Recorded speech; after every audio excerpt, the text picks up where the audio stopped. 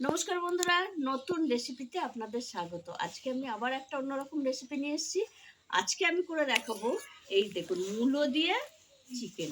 মূলো দিয়ে চিকেনের জন্য নিয়ে নিয়েছি এই যে দুটো মূলো আর চিকেন। এখানে 1 কেজি চিকেন আছে, আর ধনেপাতা কুচি, আদা বাটা, লেবু, রসুন বাটা, পেঁয়াজ কুচি, কাঁচা লঙ্কা, চিনি আর মিট মশলা মানে চিকেন মশলা। আর এখানে নিয়ে নিয়েছি লঙ্কা গুঁড়ো, গোটা গরম মশলা, তেজপাতা, হলুদ গুঁড়ো, জিরের গুঁড়ো, নুন আর সাদা তেল। আর আমি চিকেনের মূলোর সঙ্গে আলু দেবো, তাই আলু দুটো কেটে নিয়ে এসেছি। আর এদিকে আমি উনুন ধরিয়ে কড়াই বসিয়ে নিয়েছি। কড়াইটা গরম হতে হতে আমি মূলোটা কেটে নিচ্ছি। এই দেখুন বন্ধুরা, মূলো সব ছাড়িয়ে আমি অর্ধেক অর্ধেক করে নিয়েছি। এইবার মূলোগুলো এইভাবে আমি কেটে নেবো, দোফলা করে কেটে নেবো। বন্ধুরা, কড়াই গরম হয়ে গেছে। এই দেখুন বন্ধুরা, মূলো কাটা হয়ে গেছে, জলে দিয়ে রেখেছি। এবার কড়াইয়ে দিয়ে দেবো আমি সাদা তেল। ততক্ষণে আমি চিকেনে নুন, হলুদ, লেবু রস মাখিয়ে রাখবো। হলুদ গুঁড়ো আর এই যে লেবুর রস মাখিয়ে রেখে দেবো।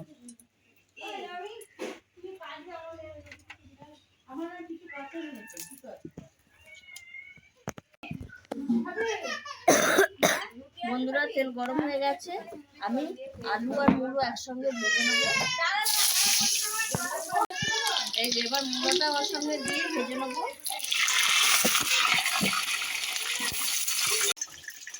এবার আমি দিয়ে দেবো হলুদ গুঁড়ো। নুন আর হলুদ গুঁড়ো দিয়ে মূলো আর আলুটা একসঙ্গে ভালো করে ভেজে। মূলো আলু ভাজা হয়ে গেছে, আমি তুলে নেবো।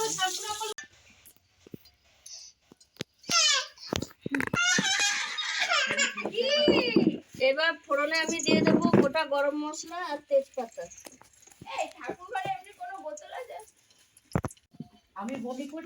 এবার তেলে আমি দিয়ে দেবো পেঁয়াজ কুচি,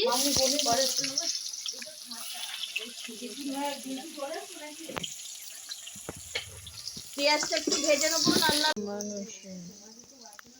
পেঁয়াজটা হালকা ভাজা হয়ে গেছে, তার মধ্যে আমি দিয়ে দেবো আদা বাটা,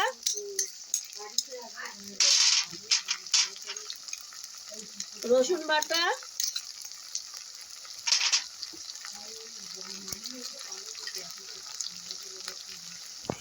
পরিমাণ মতো নুন,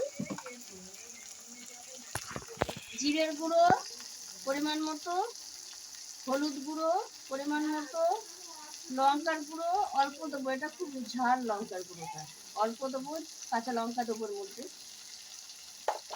আর স্বাদ ব্যালেন্সের জন্য চিনি দেবো সামান্য। দিয়ে আমি একসঙ্গে মশলাটা ভালো করে কষিয়ে নেব। পেঁয়াজের সঙ্গে মশলা খানিকক্ষণ আমি কষিয়ে নিয়েছি, পুরো কষাইনি। এইবার আমি দিয়ে দেবো চিকেনটা, লেবু, নুন, হলুদ মাখিয়ে রাখা চিকেন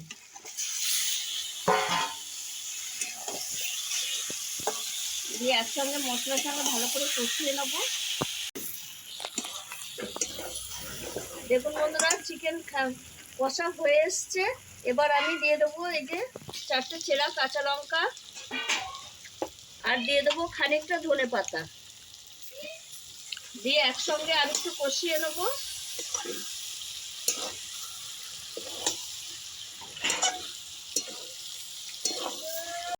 এই দেখুন বন্ধুরা, মাংস আমার কষা হয়ে গেছে, দেখে বুঝতে পারছেন, আর কালারটা কত সুন্দর এসছে। এইবার আমি দিয়ে দেবো ভেজে রাখা মূলো আর আলু, দিয়ে মাংসের সঙ্গে খানিকক্ষণ কষিয়ে নেবো। তার সঙ্গে দিয়ে দেবো টমেটো কুচি, দিয়ে ভালো করে মাংসের সঙ্গে একটু মিশিয়ে নেবো। 2 মিনিট কষাবো মাংসের সঙ্গে আলু আর মূলো।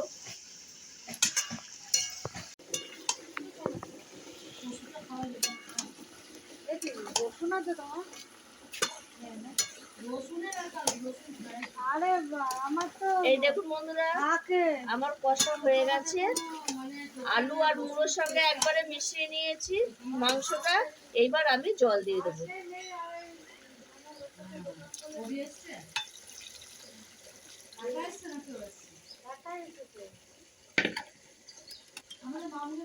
জল দিয়ে দিয়েছি। এবার আমি হ্যাঁ, এই ঢাকা দিয়ে দেবো।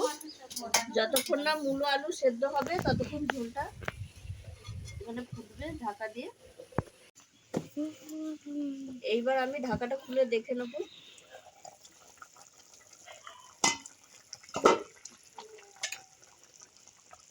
এই দেখুন বন্ধুরা, মূলো সেদ্ধ হয়ে গেছে আর এখানে আলুও সেদ্ধ হয়ে গেছে। দেখুন কত সুন্দর সেদ্ধ হয়েছে। এইবার আমি দিয়ে দেবো ধনে পাতা,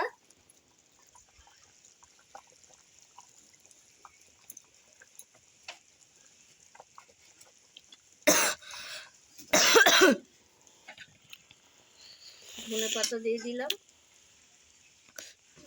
আর একটু ফোটাবো। এইবার আমি দিয়ে দেবো সামান্য একটু মিট মশলা।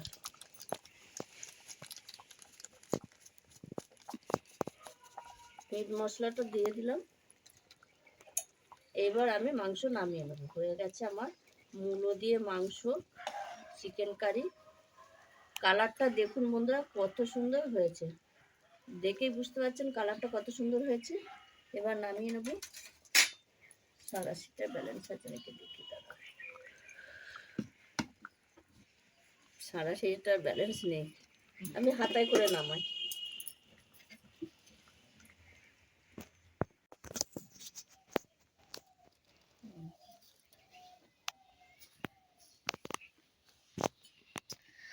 এই দেখুন বন্ধুরা কত সুন্দর হয়েছে।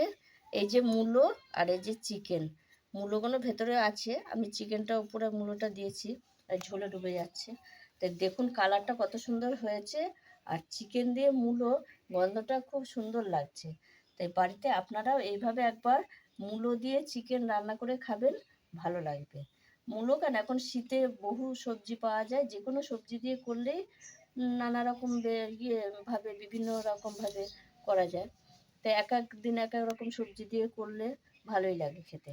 তাই আমার এই ভিডিওটা যদি আপনাদের ভালো লেগে থাকে তাহলে লাইক করবেন, শেয়ার করবেন, সাবস্ক্রাইব করবেন।